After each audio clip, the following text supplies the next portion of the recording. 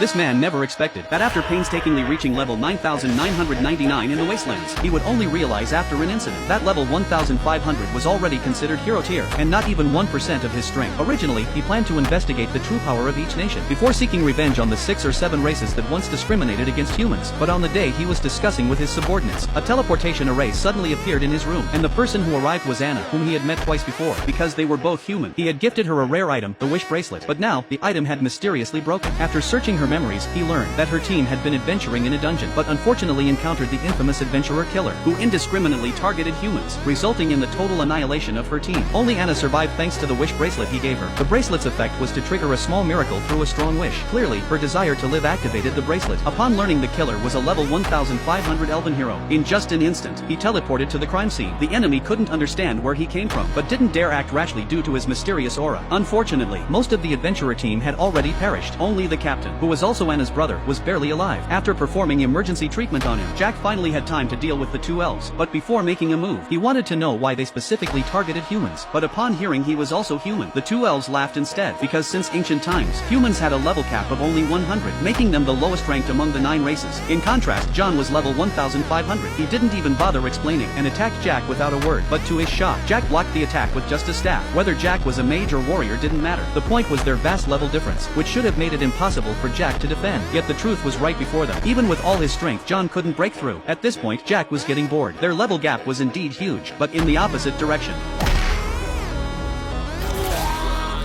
With just a light strike, John was overwhelmed with pain, and that was with Jack holding back. Being beaten by a human was an utter humiliation for John. He immediately summoned his illusion tier holy sword, which was the elven race's treasured artifact capable of changing attack attributes. Even a clueless warrior could instantly become a master of all magic elements. This would be troublesome for most people, but against absolute power, it was mere child's play. Even a level 1500 hero wielding his race's treasure was no match for Jack. The 2 elves felt like they were dreaming. John especially wanted to know why a mage was so strong in close combat, but he didn't know Jack wasn't a mage at all. It was just a disguise to hide his identity, but it reminded him, a mage should use magic after all.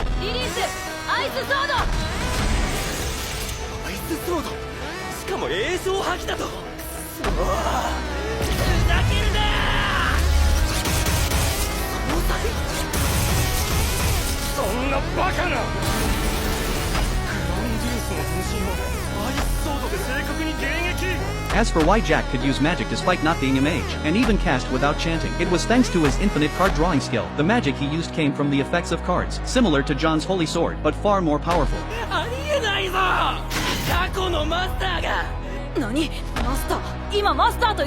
The Supreme was the intel Jack sought besides revenge, something he had long wanted to uncover, and unexpectedly encountered here, so Jack decided to unleash his hidden skill.